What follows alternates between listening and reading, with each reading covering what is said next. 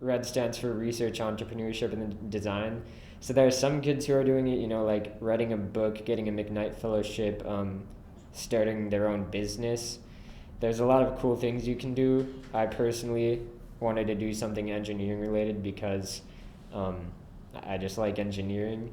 And so, yeah, my interest in it is just making a cool project that can be installed at the school, which is I'm building a wind turbine, and I feel like it's different than an engineering project because it involves talking to the administration in St. Louis Park, like a lot of talking to officials and higher ups that you wouldn't get in like a typical engineering project.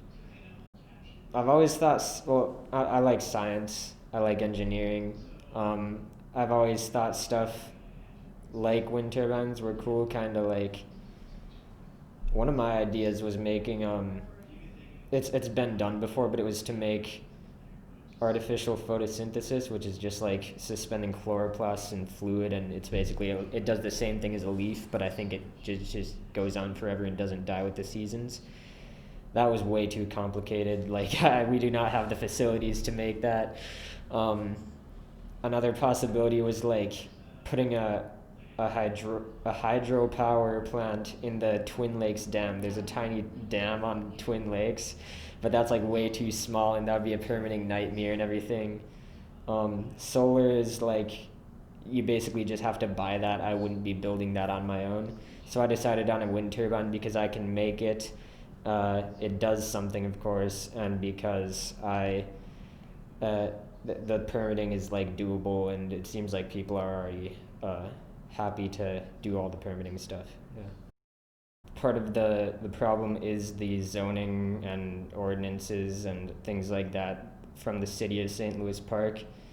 And of course, I have to make sure the neighbors don't get interfered by it. And I don't think they will because it's a super small thing relative to other wind turbines. But it I'm hoping to power something like maybe a new eighth grade science teacher, Mr. Reynolds, has weather equipment.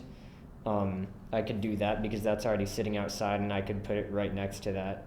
Or I could put it on top of the football press box and maybe charge cameras or something.